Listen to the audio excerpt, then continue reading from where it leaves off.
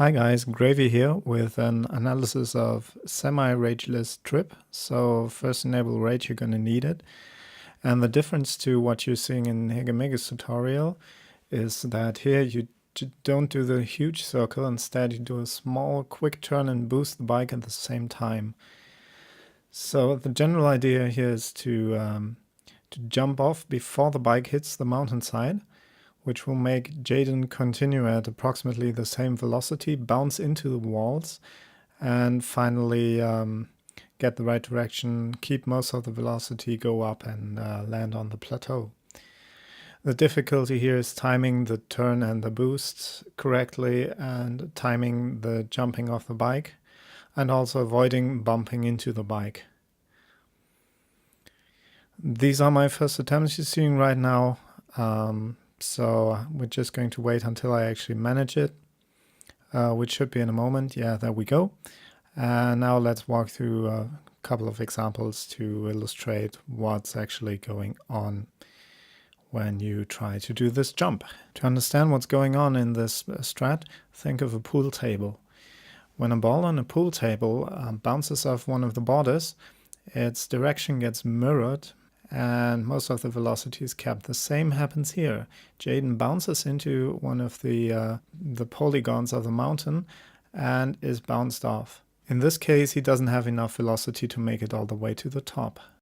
Here's another demonstration of the same mechanic. Let's step through a successful example.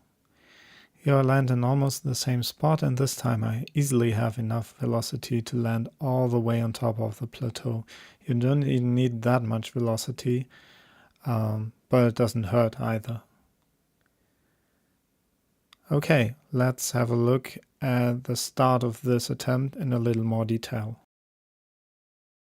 You can see me begin to strafe left, and almost immediately after that activate boost using the right mouse button. Jumping off shortly before hitting the wall, and then I get bounced up. One potential problem, as seen here, is getting bumped into by the bike after you jump off. I believe this is related to which way you are turning when you do the jump. Here are two more examples of getting bumped into by the bike or bumping into the bike. This is at half speed, by the way. Another potential problem is waiting too long, which will make your force rage wear off and you will die upon landing like this. And you might even do a bit of funky dancing like I just did. Or maybe not. Maybe the easiest way is bumping into the lower left polygon and getting bounced off to the lowest part of the plateau. The downside is that you have to walk more and can't get any e-boosts, but on the other hand, it's not too difficult and, well, it's still quite fast. Hitting the polygon to the right of that will tend to bounce you towards the left. I think this jump is a little harder to make and there isn't really any advantage to it, but it's one way to get up there, so I thought I should mention it.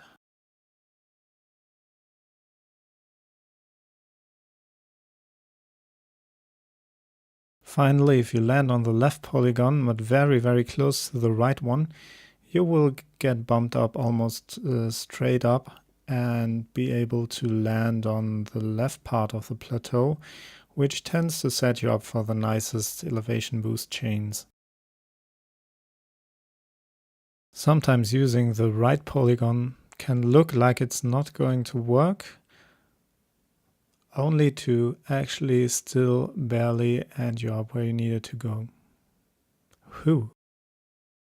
Okay, the rest of this is basically just successful attempts at full speed, so you can get an idea of what works and what doesn't.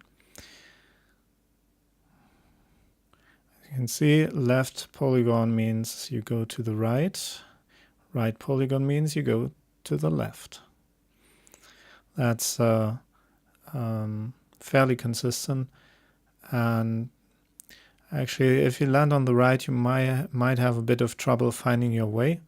What you need to do is go in that general direction, and it's the exit over there. Okay, here we have another jump to the right. That will be another to the right. Add another to the right. Oh, they're all fairly similar. Yeah. Some of them are higher, as I said. That depends on. I don't know if I said it, but it depends on your turning speed while you jump. Well, barely made that with a ledge grab.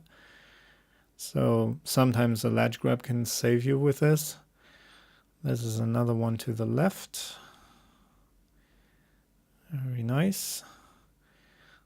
Fairly straight up, as you can see, because of how close I landed to the border, to the boundary of the two polygons.